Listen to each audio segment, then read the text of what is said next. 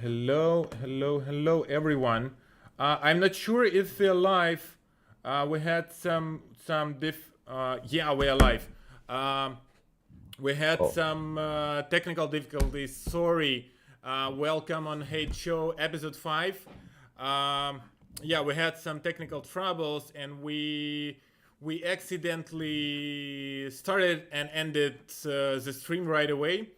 So yeah, we had to create the new stream. I hope you will find it. We now write in the comments in original videos that we skipped to new stream. Sorry for that. We're still learning how to do it right, and we do our best. Today we have a guest. It's Philipp Teles.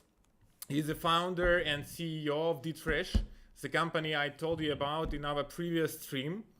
Also, we have the co-host you already know. It's Olesya. Olesya will join us. Yarek, we're not online. We're not online. Hi, Olesya. Olesya will be our co-host, and also she's the CEO of a company, New Climate, and co-founder of company New Climate. So she will tell us a bit about what they are doing, and she will help me with doing this stream. Yeah, say hi to everyone. Hi, everyone. Great to be here.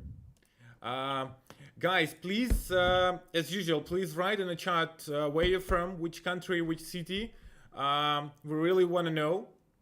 So don't hesitate. Write in the chat. We read the chat. I do while streaming. Maybe not everything, but I try to. But Olesya reads more. And so we know it. And don't forget to subscribe and like, because when you do it while watching the video, it really helps for us with YouTube algorithms to spread it further, for more people to see it, for more people to join Hate. So yeah, please do it. Okay, Philipp, let's go with what you are doing. Can you please basically tell about yourself and your project in general, how you came up with this and what you are doing now? So yeah, thank you for having me, Yaro and Ole.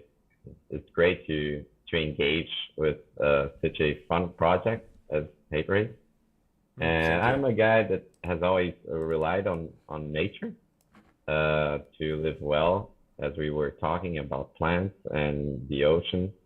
And after like a ride in tech, and more specifically a ride in crypto for carbon, which was in Moss Earth, I decided to tackle another problem that's equally serious, which is waste pollution. So I created DTrash as a ReFi organization, a regenerative finance organization, to help to rebuild the ecosystem.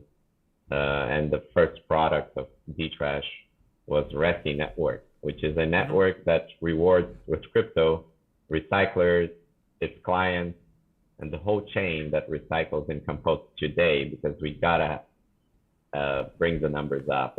It's a very opaque and trashy. Yeah, it's always the same thing. Industry, and we need to make that industry of waste management much more transparent and guided towards sustainability. Oh yeah, and why did you decide to go with crypto? Just because it gives you like more tools, or why it was crypto, not like traditional investors? So first crypto, because the problems of traditional waste management are much alike the problems of the traditional finance. So you got a lot of authorities and institutions that decide poorly, which in traditional finance would be the banks, and waste management would be the typical public waste collector. And it is very opaque, and it lacks the incentives for people to recycle. And all that combined makes blockchain a very good infrastructure to make recycling and composting very competitive. So in order to this new new actors, relatively new actors of small, medium, and large recyclers to compete with the status quo, it needs also like a different economic infrastructure to be more competitive. And that's what we are trying to build. That's why we use the blockchain, really. Oh, yeah, that's a good thing. Philip, what do you think? Basically, both Philip and Olesya, what do you think? How should we do? How it will be better for you?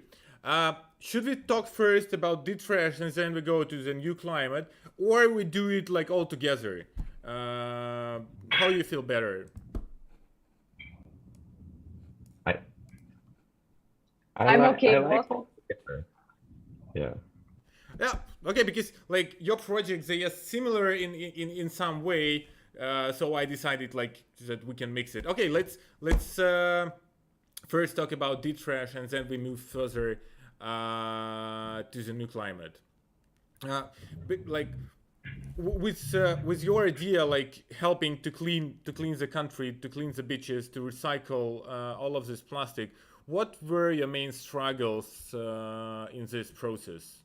Like, which one do you face more for people to understand who will try to do, who might try to do something like this in their neighborhood? To be honest, man, and that fits with the Friday Hate Show. What is the most struggle is that people in crypto are not really paying attention towards impact over yield, right? So you can have yield, it's amazing, it's good, but you can have yield with impact. Why would you choose something that gives you back some money without any impact of good in the world?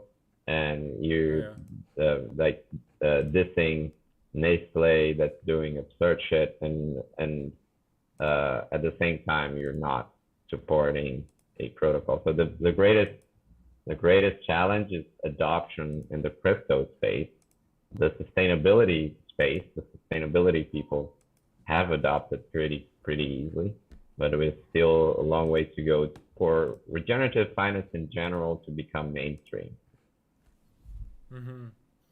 Yeah, but it's the usual thing. People just thinking about the money and what they will earn, but they don't care about basically the idea which sends afterwards, which sends after the thing. But you still managed to do it. So it was a struggle, but you overcame it because I heard so many good things about your projects and how you succeeded with it. How big is your team? As far as I understand, you don't work alone. You you have a team working with you. So, yeah, no, totally. So we started with that struggle last June last year, actually, and we have overcome it. In a very fortunate way. We are now in 4 countries, and but still we have a super small team. So it's we not have only Brazil. 7 people. Sorry for interrupting. So it's not only Brazil. You move further. And which countries you are now working? So we have ReFi network communities in Brazil, in Peru, in Tel Aviv, in Israel, and in Nairobi, Kenya. For now. Oh, even there. We're getting to slowly. We're getting to Mexico probably in the next few weeks. And we do that because it's like, although we are for now centralized governance project, our mindset is totally decentralized and to be as permissionless as possible. So if a recycler in Kenya wants to plug in, we just say, hey man, let's do it. Like, it doesn't matter the challenges to do it. It's more important for us to make everybody receive for this important work of recycling, really. And is it hard to find the people basically who think the same way as you and have maybe the same ideals as you in a new countries? Because I understand that it's always easier to find people surrounding you, but when you want to go to, for example, Nairobi, it's hella different continent. How difficult was to find people who will believe in your idea, who will believe in what you do so far away? So yeah, it is very difficult. So I would say like less than 1% are yeses and over 99% are no's, or I don't understand it quite well yet. You have to be But really persistent. there is, yes, but there is like when people get it, they are very, very passionate and very engaged, and that's the good thing. Like if conversion is not that high yet, engagement is super high, and that's why, yeah, once like in Kenya or in Tel Aviv, they say, hey, I have to be part of it because it's something that really uh, really is doing something, instead of uh, like sustaining the current way we deal with waste, which is terrible. It's actually a new way, and it's a new way that has all the added value of blockchain. And most recyclers didn't understand anything about blockchain before, but they got pretty amazed once we pitched them for sure. Yeah, so you brought them something new to the industry. Yeah, but it's a cool thing because Yeah.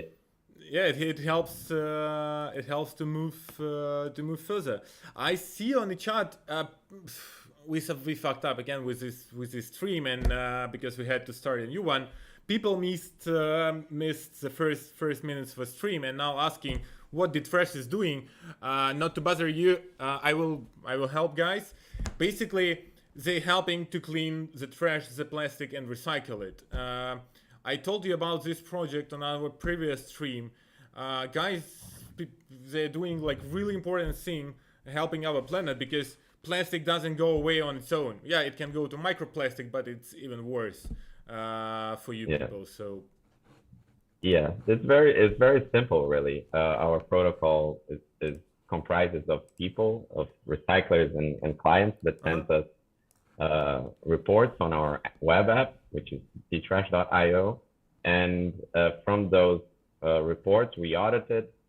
In the audited and approved report generates new tokens, DRESs, and we distribute those tokens across the chain. And that's the very, very basic description of what we are about, and that we believe will bring the right incentives for recycling to go over 50% of the world. So basically, people by buying your token, by paying for your token, they paying for plastic to be recycled somewhere in the world. Yes, in a very proven and auditable, transparent way. And not only plastic, cool. We receive reports on all waste.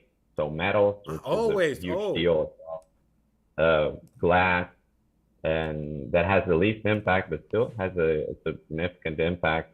And organic waste even, because the like landfills, they are bad because most of the world, because the organic matter infiltrates on our waters and it pollutes it as well. So it's a protocol for ending poor waste management as a whole, really. Oh, it's super cool. And like when you recycle organic, so basically you get some fertilizer for plants. Oh yeah. Exactly. So, yeah, most of it either turns into nutrition for agriculture or for food for animals. So. Oh yeah, that's super cool because I'm like I really love flowers and I really love growing stuff. You can see it on my background. It's not green screen. It's a real plant. And yeah, with organic fertilizer, it's so cool because when you use mineral fertilizer, basically you're killing the soil. You can use it once, twice, I don't know, 5 years in a row, but then you have to do like really a lot to the soil to make it better because you're filling it with salt. Like it's not the salt as we eat with the food, but still it's kind of salt. And what they do in agriculture, they spend a lot of money to put this salt in the soil to grow plants, and then they put another, I won't go into details, but a lot of different other stuff to take this salt out of the soil to make it available to plant and grow again. And it's crazy when you have like organic fertilizer, you just put it and it grows because it have a lot of azotus and that's it. Azotus in English, entropic, nitrogen. right? It's it's entropic. So we have to go away from this mentality of scarcity that you gotta like deteriorate anything to produce something new, and to go to the other side, right? That we can with nutrition or any other part of our economic growth, we can do it in abundance. We can do it like actually generating more wealth, like in a deflationary manner. Like and it's just like you said, like if you get natural based nutrition out of organic waste, you have more and more life coming out, and more even the pesticides are naturally produced by the combination of plants that you use. It's the same thing with plastic or any other kind of waste. If you need all the time to take more out of the earth to generate new plastic or to generate new metal, you're actually not serving towards prosperity and abundance, given that reusing it or recycling it creates a lot more application, a lot more efficiency to the system, because once we recycle something or reuse something, we are only focused on efficiency, right? And in the sense of like this organic waste, like it's so simple to understand for like everybody, is that basically we have like this organic waste. Other, like one way it will just go to our drinking water and spoil this drinking water, or we can just put it in the ground and grow new plant instead of producing mineral fertilizers, killing the soils and restoring the soil and all this stuff, when you just can use your organic waste to do it.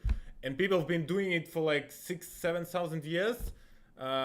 When humans started agriculture, I think around 7,000, and now we skip to mineral fertilizer because it's like easier to dose and easier to store them, or logistics is better. Nah, it's not a reason to kill a planet, because logistic is a bit easier of bringing, or just you can store them 5 years instead of 1 year. Totally. That's a bad excuse to kill a planet. Yeah, totally. And doing the bridge with new climate, it's like we can choose even how to produce what we produce and generate more wealth and value to Earth if we use the right nutrition and if we plant it right.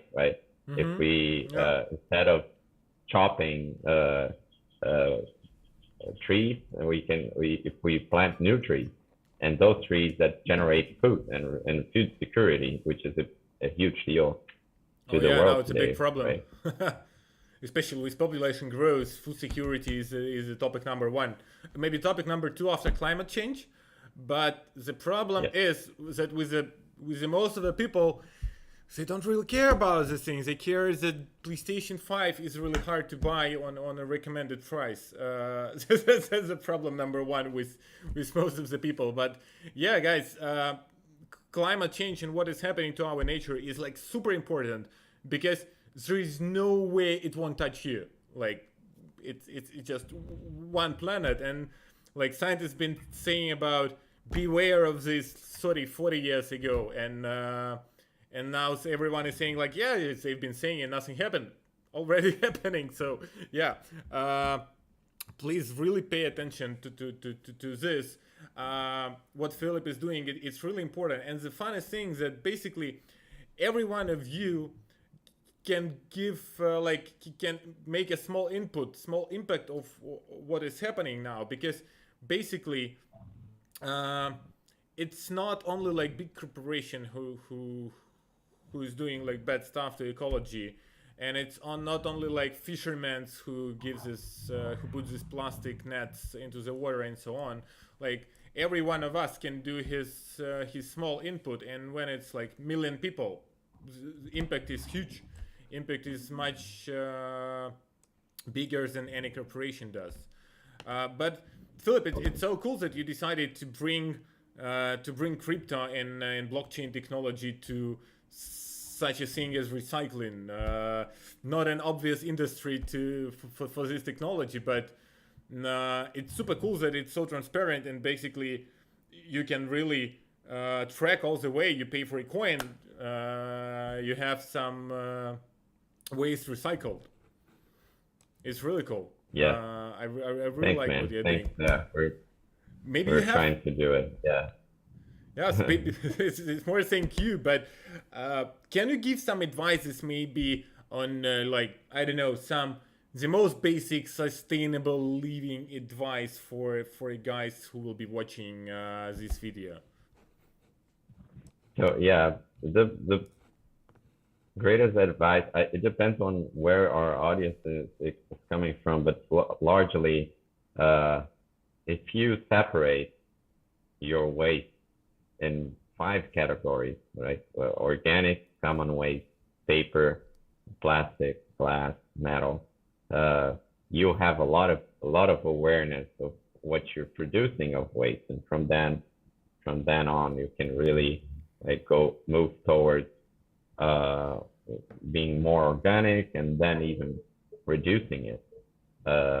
So it's something super basic, but it doesn't happen almost anywhere in the world if you observe geographically. Separating your waste, regardless of you throwing out and the pickup is all mixed.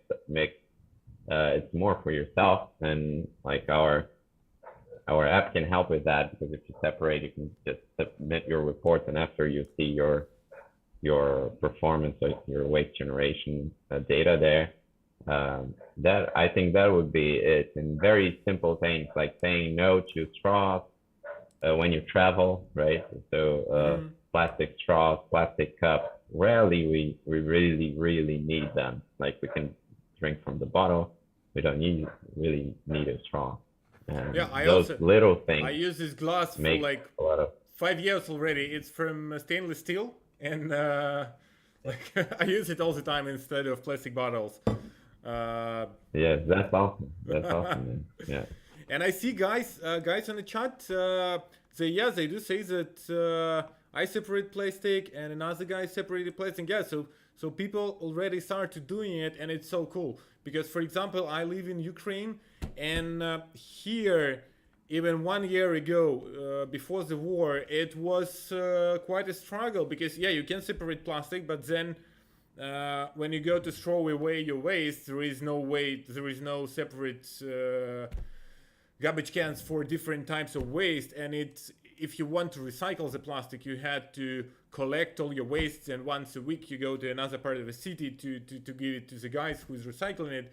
And it was quite a hassle, but it worth it. It's really worth it, because otherwise, even in 10 years, most of us will be drinking water with microplastic and so on, and that's not what you want. Really, believe me. Yeah.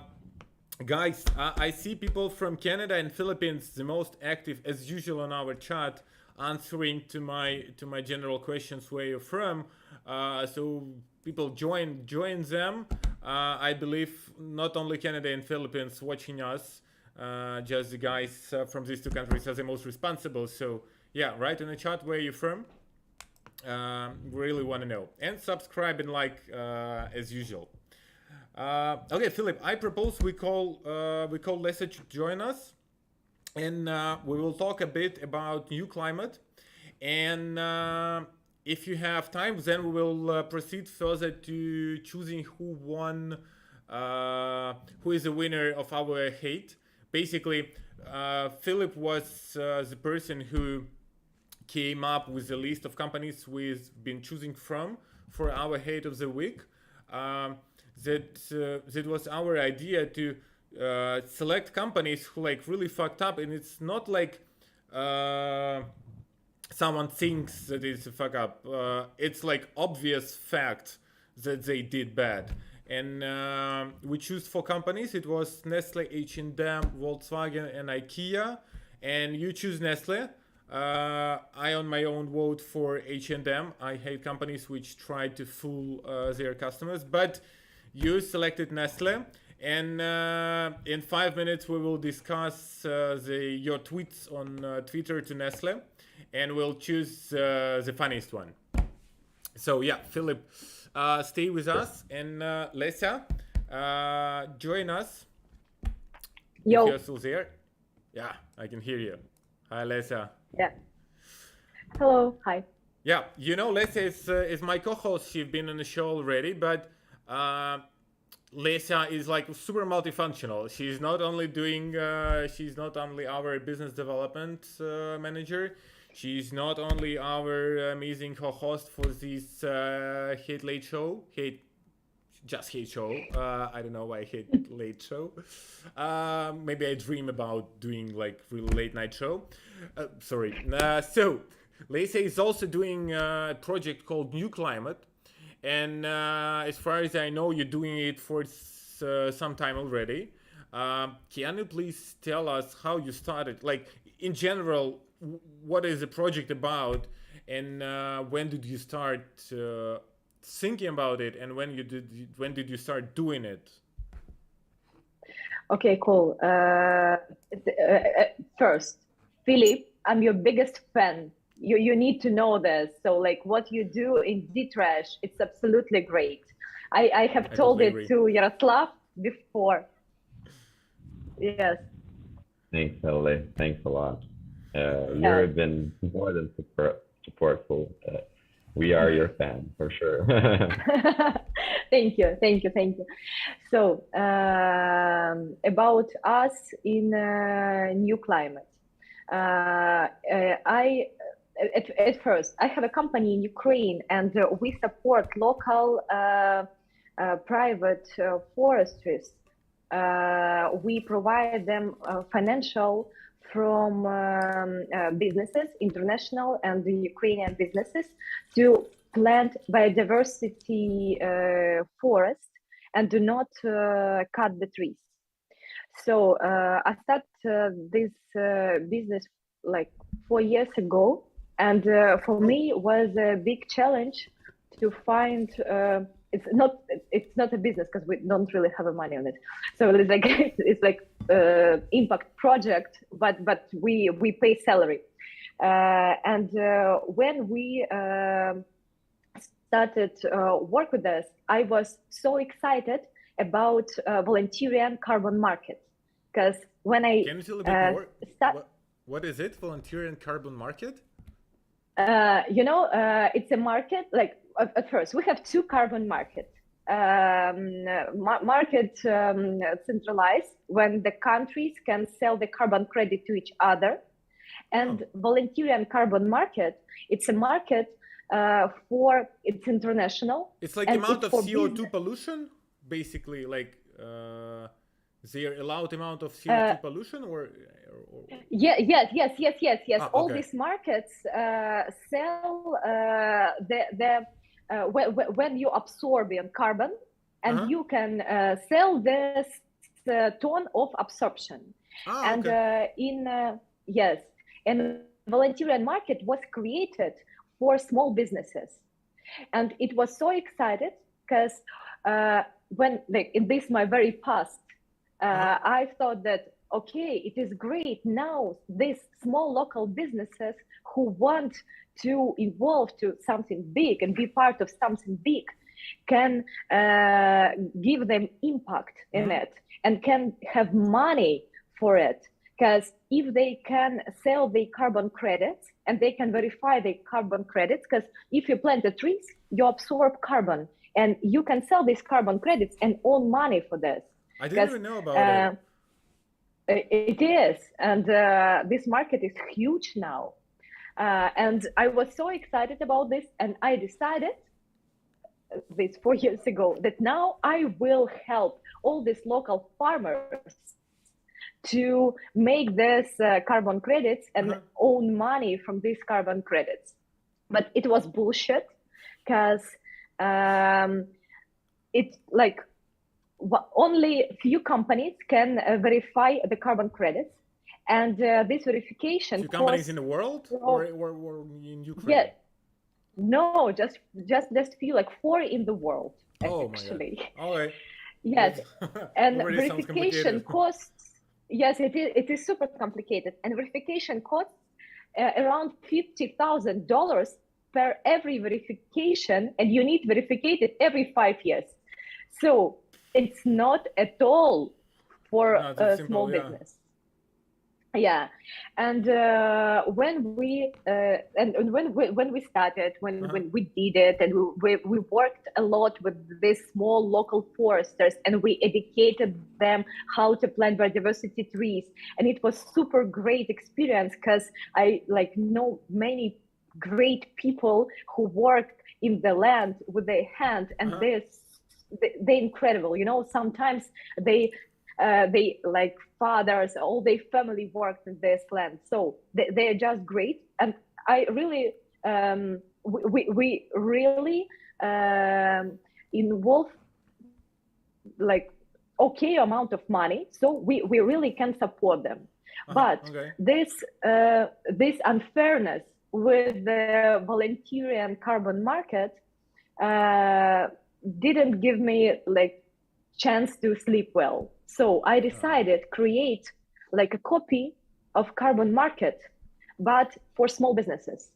And I decided make it in blockchain, because first it's easy way to find some small buyers, because proof of work make a huge amount of carbon, and many companies has really sustainable owners who really want to compensate.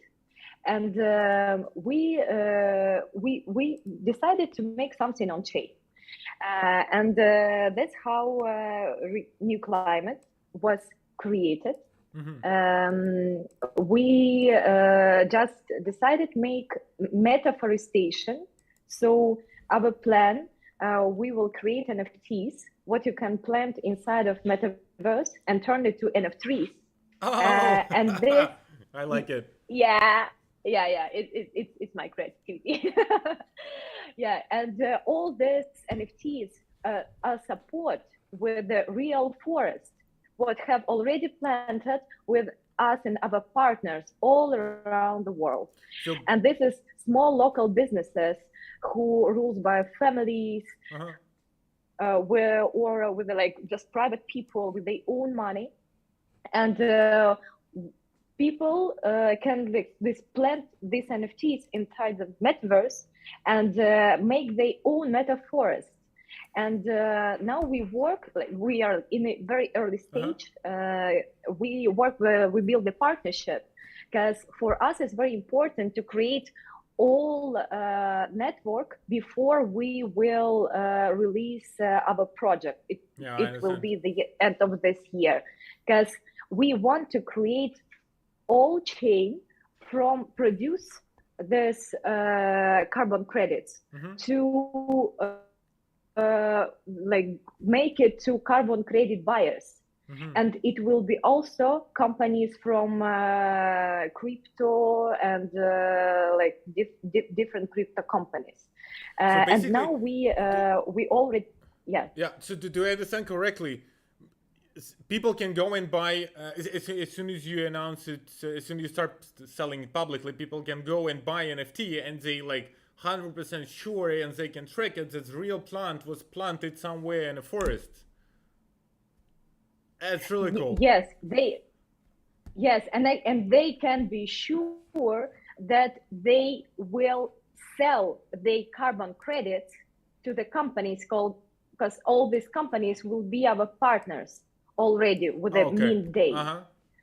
Yes, and we put 100 years life cycle of every single trees inside of 3 years life cycle and of trees inside of the Metaverse. So the money amount could be kind of higher, that if they like sell this carbon credits. And actually, like in the future, we want to create a big ecosystem for a carbon market here on chain for smaller businesses, for local companies, because I think that it's very important. Yeah. Just small interventions, sorry, Olesya, but I know that you know that it's important. Because we messed up with the stream, guys, please like and write comments on the chat while you're watching it to help us spreading it, because many people lost it with creating new stream, deleting the old stream, and so on and so on. Okay, enough with this. Olesya, what is your team? And because I already know in what countries do you work, and it's not only Ukraine. Please tell our audience in which countries do you plant your forest, and how big is your team? How many companies is already working with you? Okay, for forest we have partners in Ecuador, Honduras, in Kenya, and in Ukraine. All our artists of this first collection are Ukrainian, because I'm from Ukraine, and for me it was very important to support Ukrainian artists, because they are really broke now. Like makes nobody perfect sense to me. buy art. Yeah. In our like new climate core team, we have 12 people now, and they like mostly in Ukraine. But my partner in Canada, oh no, she's in New York now. She just moved from Canada to New York because her kids go to school. Yeah, she also from Kiev, like me. And one part of team in Germany now. Yes, and our forests all around the world. And actually, it's the most difficult thing to manage the foresters. Like this destination, because this is not really technical, guys. So Zoom, it's like something, I don't know, I can imagine. Supernova for them. Yeah. Yeah, it's a really nice and a cool thing you are doing, because recycling and clean planet, that's one thing. Second thing you have to do is restore what already was wasted and destroyed. And we destroy a lot of forests worldwide, and no one is thinking about how to restore it. For example, I never heard about like carbon credit and all of this thing. And I had no idea that basically such thing exists. And it's really cool that you two told us about what you're doing here, so our audience and our community understands it better why we choose Nestle to hate. Because basically, sorry for saying basically, I watched our videos, I say it all the time, it's like parasite word, I will try to do my best to fight it. In general, like common people, they see advertisement of Nestle, and Nestle saying is, we're doing so much for ecology, we really do care about ecology, and we shortening our plastic waste and blah blah blah by our products because we are so caring about our nature. And it's like totally bullshit, and no one knows how to check it, and no one tries to check it.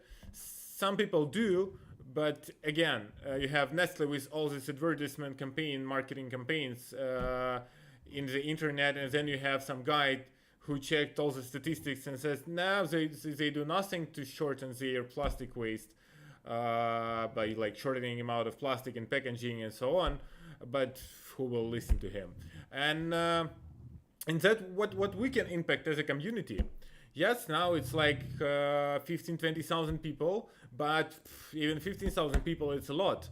As soon as you are active and you are hating actively on the media, they will still see it, and at least maybe some of their managers will saying something like, nah, maybe we should be more careful about what we are saying, or we maybe should start doing something with our impact on surroundings, because Nestle, they've been fooling people with their amount of plastic they use for the packaging, and with their plans to shorten this amount of plastic.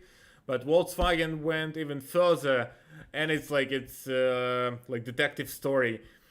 What they did in Europe, I would say 60% of cars are diesel, and diesel is really polluting for environment.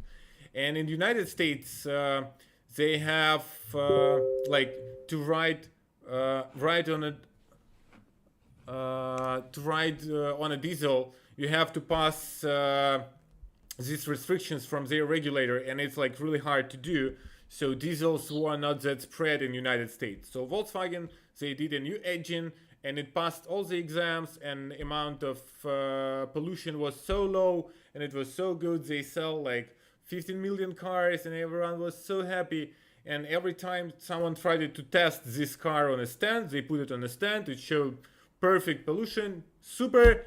And then one guy decided to test it on a run. So he just put in the back of Touareg, this huge station, to check the gases, and checked it on a highway. And it was like 40 times worse than needed, because Volkswagen had like a special program in a car which was analyzing where like guy driving a car or it just on a stand from regulator, and if it's on a stand, it was changing the algorithms how engine works, and it was just not polluting while was checked. And it was like crazy. Netflix even did a documentary called Dirty Money. It has like several stories, but this Volkswagen, it was one of the episode, and I really advise you to watch it. Okay, so now you know why we are hating Nestle, and why we've been doing this on Twitter. So I propose we move further and we take a look on your tweets.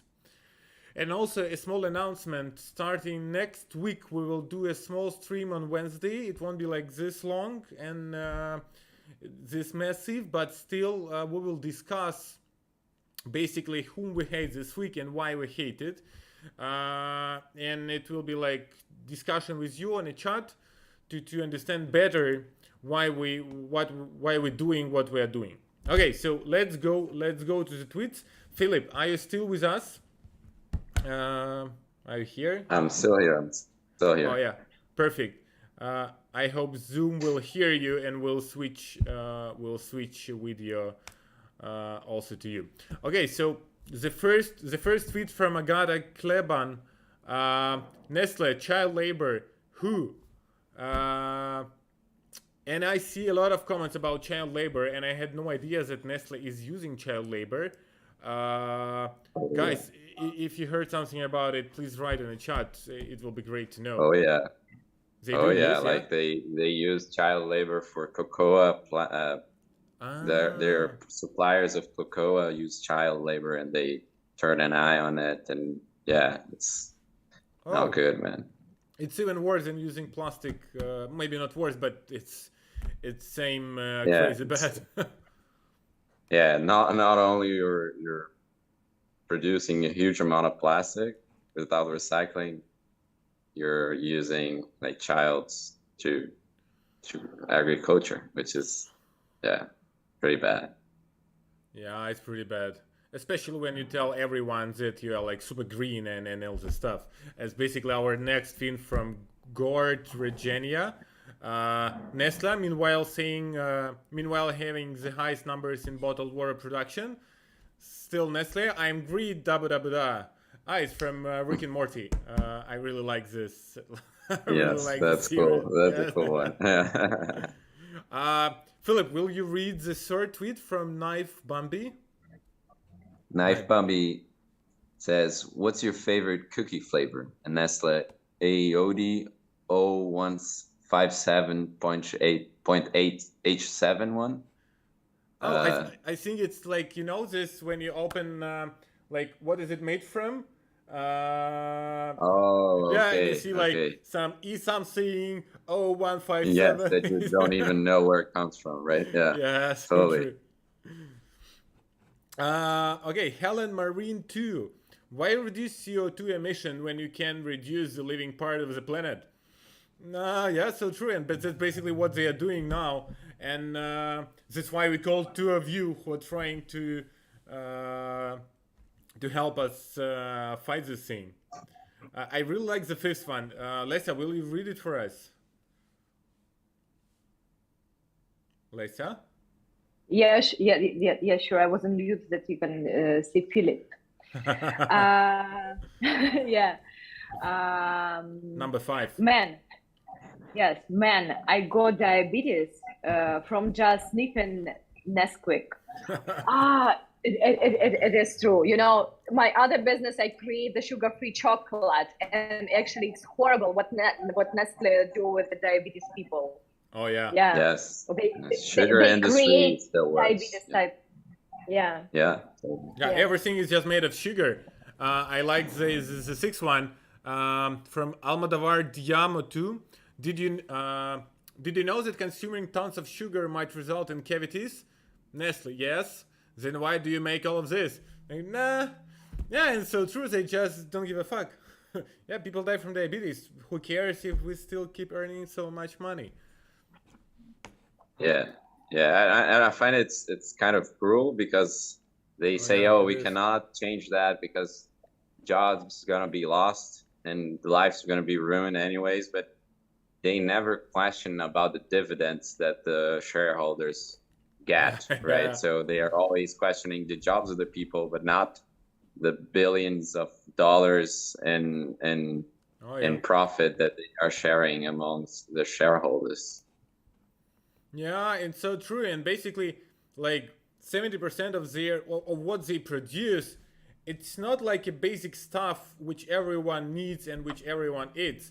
People buy it just because they sell it good to you, but that's basically not the thing which your body or you need.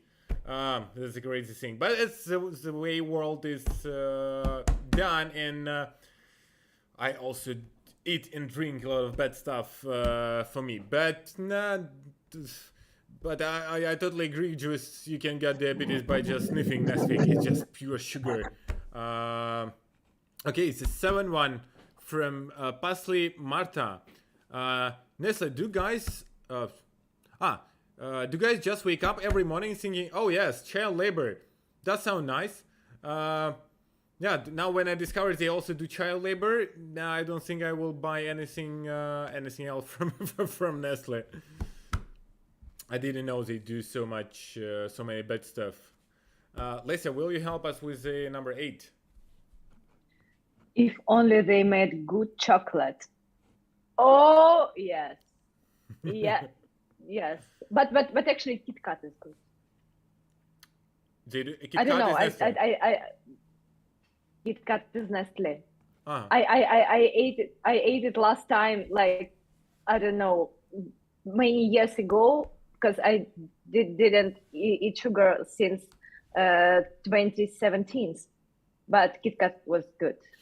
Yeah. I really like Kit Kat when I was a student, but since then it's too sweet for me. I don't know. For me, it's better buy some black chocolate without sugar, just like cocoa, and it tastes much better. But everyone is different. Tweet number 9.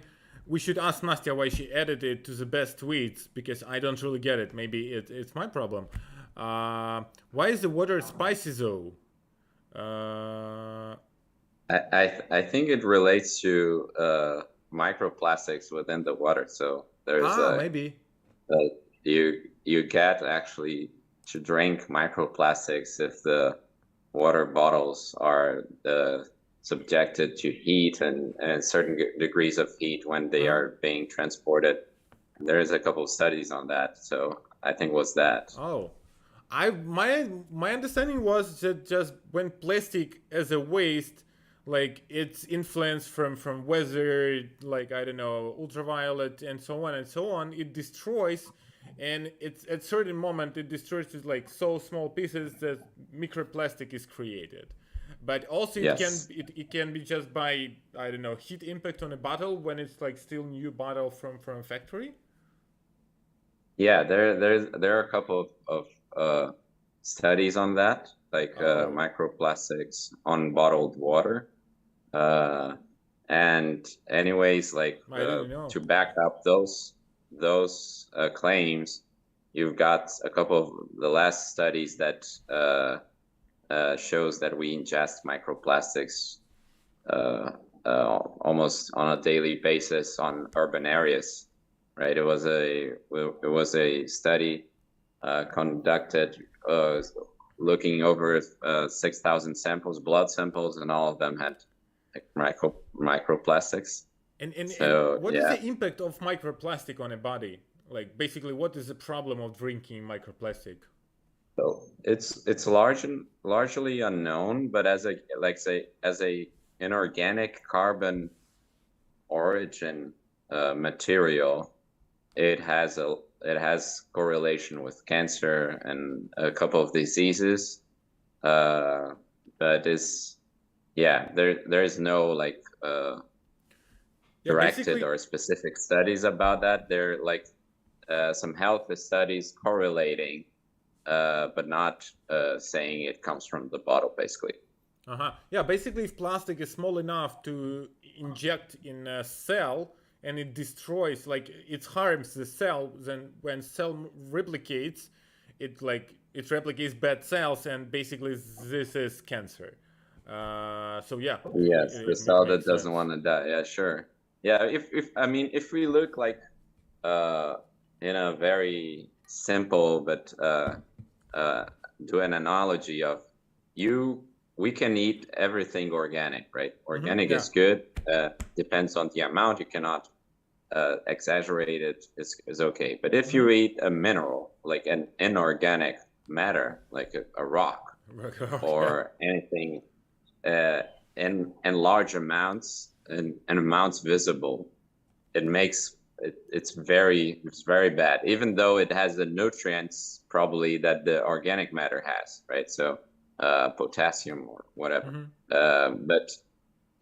So in this way, I think it's easy to understand why it is bad for our health. Anything that is inorganic, metals, rocks and minerals of inorganic origin, and plastic for that matter, like when you should not be eating that. When you said about eating rocks, I remember the story from Top Gear where Jeremy Clarkson was telling about the guy who ate a car in like several years. He was eating like by pieces, and his idea of this was like, how much should you hate cars to eat one? Yeah, that's true. Yeah, so guys, just inorganic. Stop using plastic. Don't use less plastic. Okay, I understand that this way or another we will use plastic, but at least use it responsibly. Don't don't put a straw in every coffee you drink. It already helps. Exactly. It already helps the planet. Okay, let's finish with the tweets. Our last one, Versi Grandin. Roses are red, violets are blue. If you think the formula is healthy, I'm sorry for you. Yeah, that's totally true. When you have no idea of half of the components because they mark with letters and numbers, that's not the best thing to eat and not the healthiest thing to eat. Okay, Philip, as our guest who's the first in our show, please choose the first tweet you like most from these 10, who will get our Horcrux from hate race. It's a tough one, but I would definitely say I like the second one too. It has the right amount of humor, and it shows the real thing. Like nobody can say it's green if you're like producing the largest amount of anything polluting, right? Oh yeah. Guys, also in the chat, write which one do you like most, and I will see that like everyone's voting for just one. We will also give a Horcrux to that tweet. Why not? Olesya, which one do you like most? Which comment? I like the same one with kids labor. Yes, but I do not if it's true, because I don't know about. Yeah, Philipp this says it's with true Nestle. about cocoa and so on. Because basically kids gather these cocoa nuts.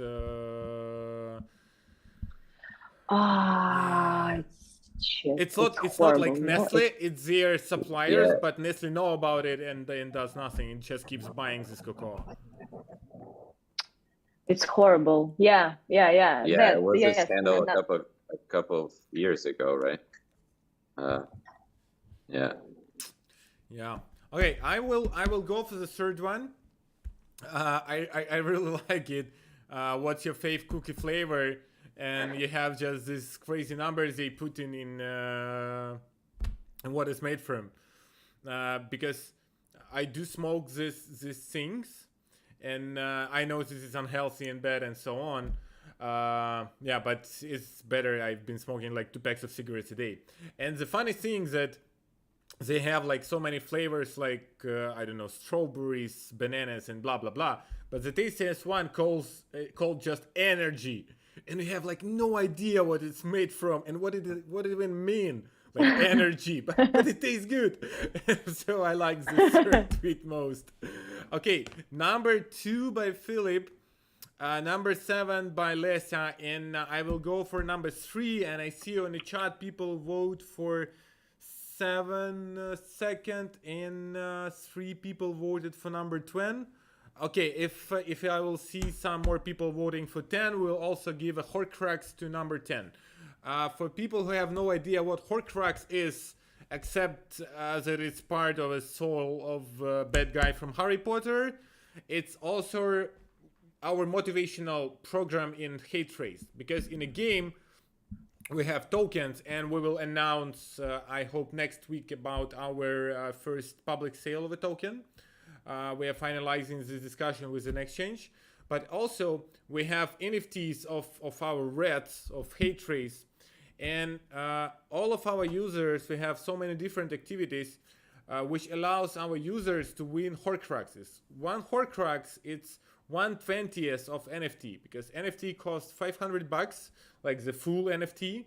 But if you collect 20 Horcruxes, like basically 20 pieces of NFT, you receive 500 worth NFT. And all our winners of all of our different activities on Telegram, on Twitter, on YouTube, and so on, they win these Horcruxes. As soon as they collect 20, they'll go on an exchange and they collect their NFT with one of our reds, and they choose which red they want to get.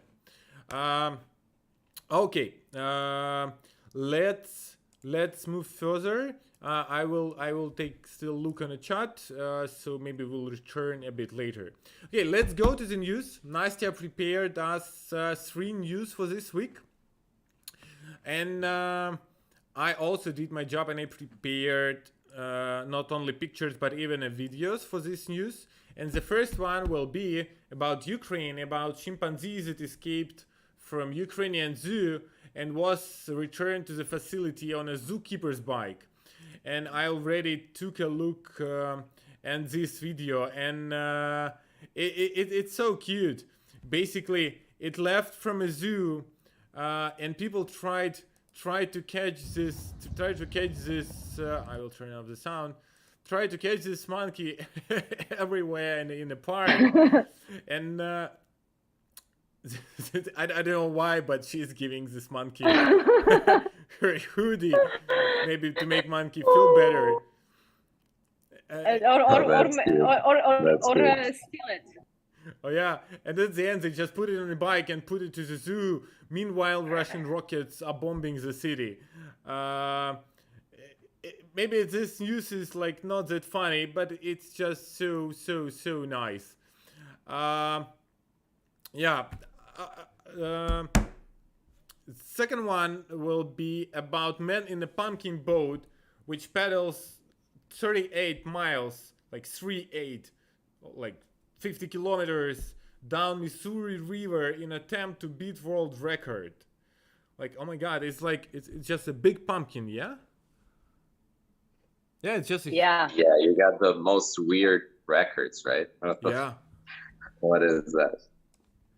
Like, I want to be in Guinness records, but I don't want to go for the hard stuff. I don't want to go on Everest in 5 hours. I will swim 40 kilometers in a huge pumpkin. Yeah, why not? It's really big pumpkin. It's like, okay, let's read like the whole news. Hansen surpassed 25.5 mile record just before 3 p.m. So he didn't go for all 38. Nearly 4 hours before he arrived in Nebraska City, Guinness World Record spokesperson Kyle Galloway told CNN that they've since received his application, which will likely see Hansen crowned with the bizarre title. They say if you stay in your job long enough, you might see just about everything, and this morning was one of these days. Yeah, basically, if you work for a Guinness record, you see so many like fucked up stuff.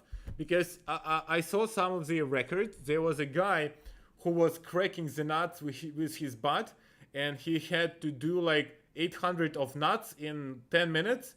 And that means that like someone did 700 of nuts cracked by butt. Like he was just sitting on this, like, what the hell? Just get a job. Like, stop with Yeah, this yeah. record. As we say here, a lot of free time in their hands for sure. Yeah, too much free time. Okay, let's move on.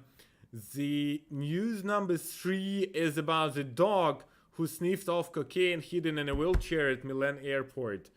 Okay, we should talk with Nasi about it. It's like third episode of Hate show, and every episode they have some news about someone finding cocaine somewhere. Because previous time it was they found the cocaine in 1.5 ton of baby napkins in Europe somewhere, in Spain, I guess. Like, these guys, so much cocaine, they have to bring it to Western countries. They just put it everywhere. And a drug sniffing dog led frontier police Friday at Milan airport to 15 kilograms of cocaine stuffed into leather upholstery of motorized wheelchair. So it was a guy pretending to be like handicapped, and he put 15 kilos of cocaine inside his wheelchair. It's a nice try, but again, like, it's so funny for me about these people who try to bring cocaine inside airport. They put it in different crazy stuff, but people, if you're watching us, don't try to put it with the airport. Airport is the most secure and the most checked the way to cross a border. You can go by ship, by plane, by walk, I don't know, in a car, but not airport. Airport is the worst place to bring drugs with you. And yeah, don't use drugs, and don't try to bring them over the border. Okay. Okay. Yeah, people's creativity is amazing. Like, yeah, and like, what would you make? What would be your life to make that risk? To take that risk is crazy, right? I'm always thinking about it. Like, for the life to be that less worth is it's tricky, man.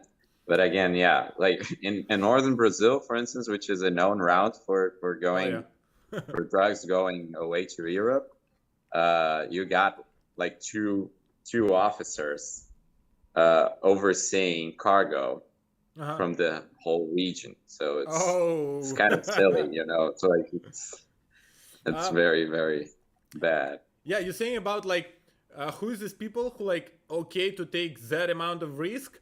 Once I was flying from Venezuela to Berlin. I was going further, but like first stop was in Berlin, and there was 2 guys on a plane as they flew with me, and they were like totally on cocaine. They was just destroyed with cocaine, and it's a long flight, so it was really hard for them. And they were wearing like this silk shirts, like really colorful. I don't know, some red and blue. The first button was here somewhere, so it's like just wide open.